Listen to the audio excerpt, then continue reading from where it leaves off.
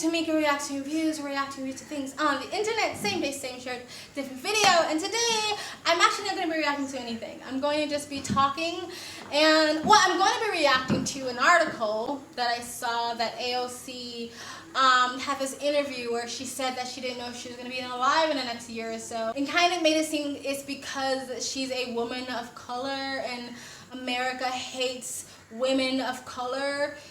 Which is strange, because if America hated women of color, how did she get into the political position that she's in and become wealthy? Bartender to wealthy. But America hates women. And then I saw this other kind of quotes from another black actress. I respect her as an actress. She was on Orange is the New Black, and then she was also on Handmaid's Tale, and I think she's a good actress. However, I think what she said is detrimental to the community that she probably says that she support, and I also think AOC's rhetoric is detriment to the communities she also says she supports. I saw this first on Tim Pool, and I reacted in a couple of different ways. My first reaction is I'm tired. Because I think for a lot of people who've been paying attention to the culture war in the last 4 to 6 years, maybe 8 years, to them, that's when it started. I have been hearing this rhetoric since I can remember, since I was a little kid, because I was born into a very pro-black, anti-white family, Nation of Islam, and I've heard this my entire life. I've been hearing about the white man holding us back, the white devil, the white devil my entire life, and even at the age of 6 years old, it never made sense to me. I have been fighting back against this narrative since then. I have gotten many arguments and debates with my family members.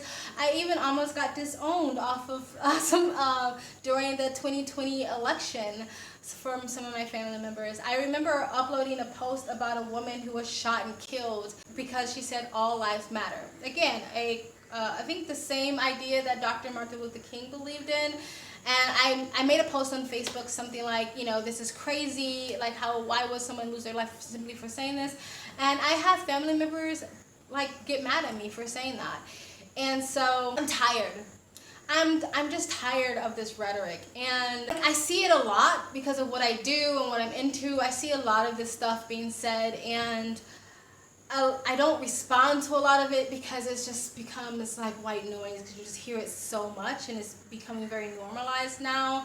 But for some reason, when I saw AOC's article, and then I saw this actress post this quote, and then I saw this other TikTok video about this black guy calling white people blue-eyed devils and mosquitoes. I call y'all white people for what I see y'all. Y'all are devils. Y'all are parasites. Y'all are mosquitoes.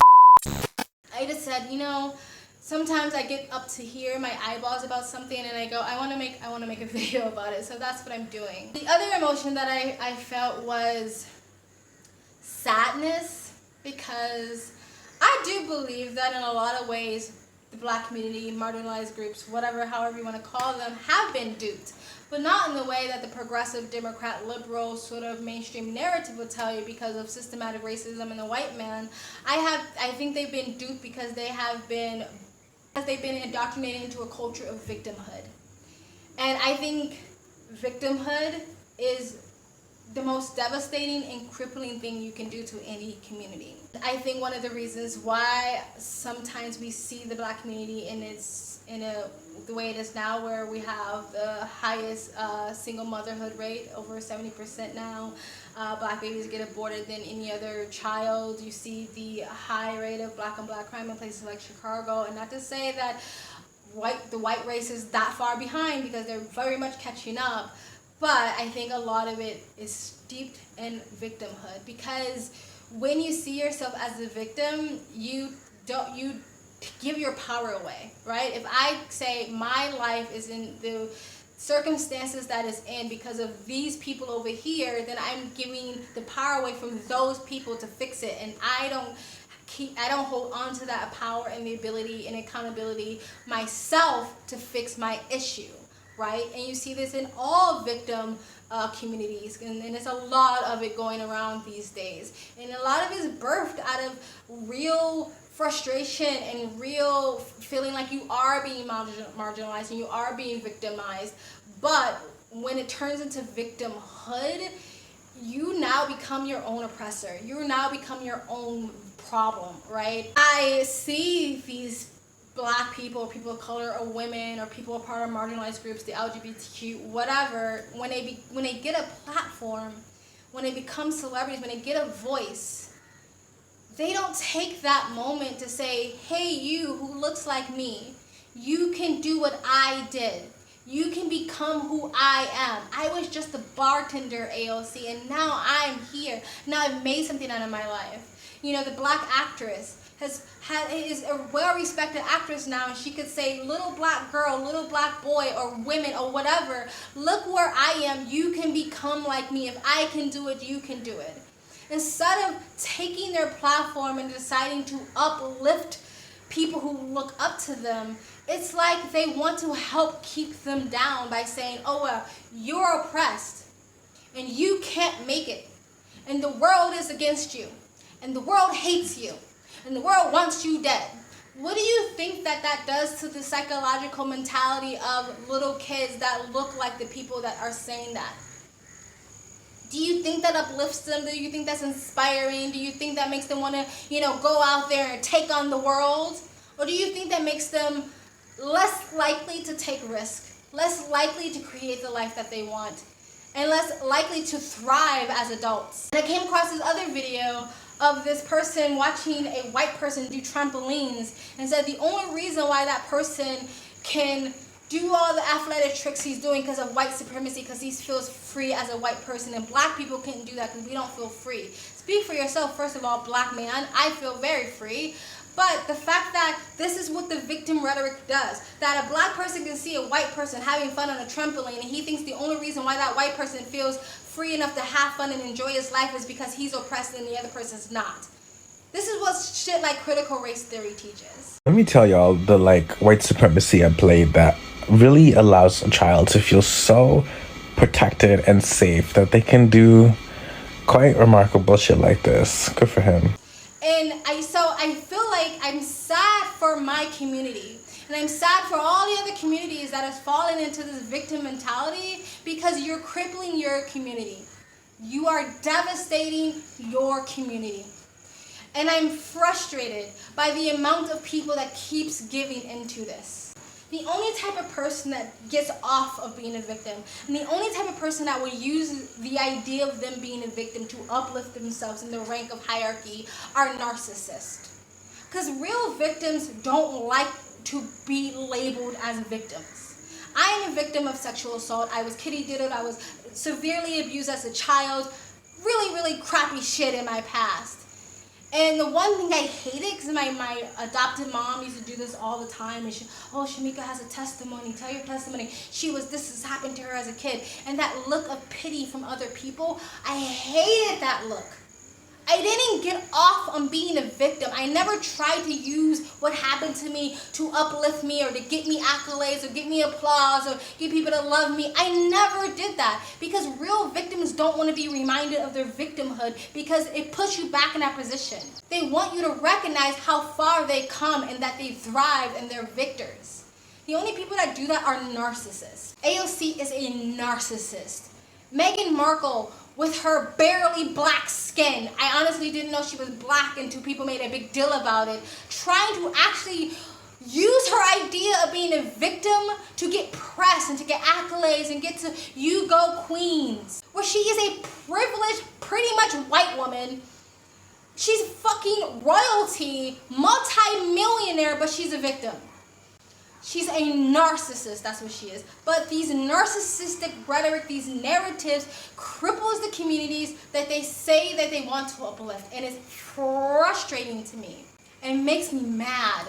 Because too many people fall for it. Because too many people think that they're going to get something good out of it. But at the end of the day, even if you get a couple of likes and clicks and you get to be on a cover of a magazine or something like that, you're hurting a whole fucking generation of people. And I'm not saying those generation of people aren't accountable for themselves, but you're adding to their downfall. And for me, the idea that someone actually thinks that they're oppressed, and this is the other emotion that I felt was disgust, right? For you to be living in a system that hates you, that wants you dead, that wants to oppress you no matter what. But you're on a cover of a mainstream magazine. You're on a cover of GQ. You're on a cover of a men's magazine as a female, but men hate women. You see these people go on these major mainstream multi-million billion dollar platforms to talk about how America hates them. How did you get a fucking voice then?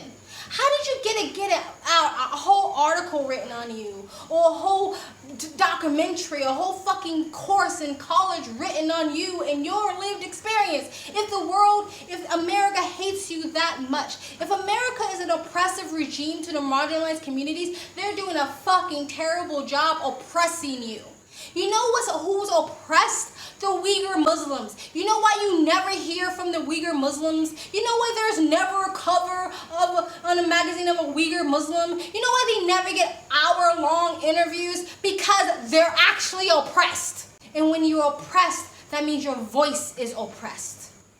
When you get to have a voice, when you even get to go fuck America, you're not oppressed. So, at the end of the day, I do think that people are waking up to this, and I think that a lot of people are seeing like, okay, this doesn't work anymore.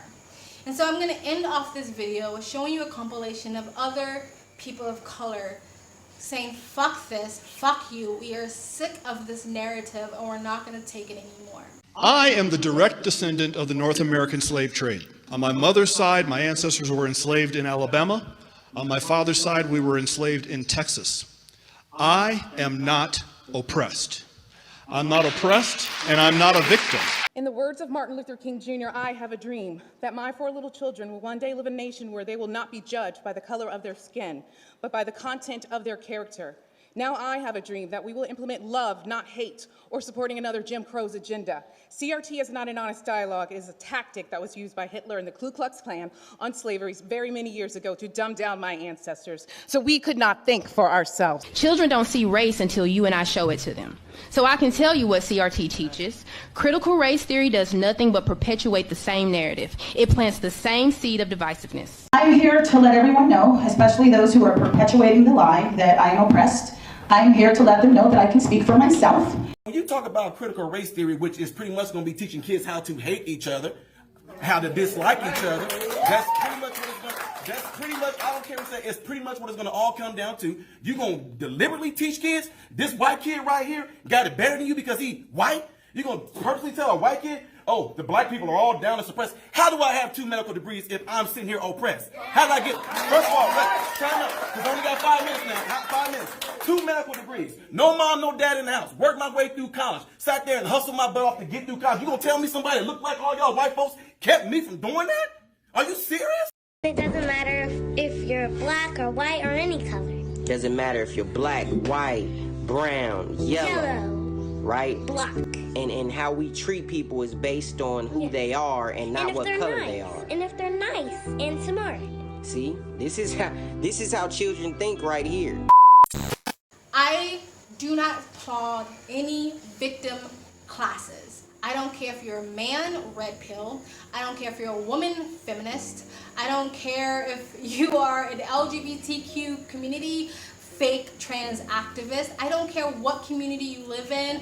I don't clap for victim culture. You are accountable and responsible for yourself.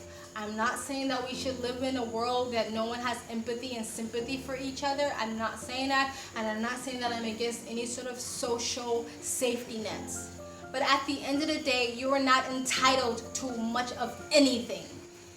All you are entitled to is the freedom to pursue what you want.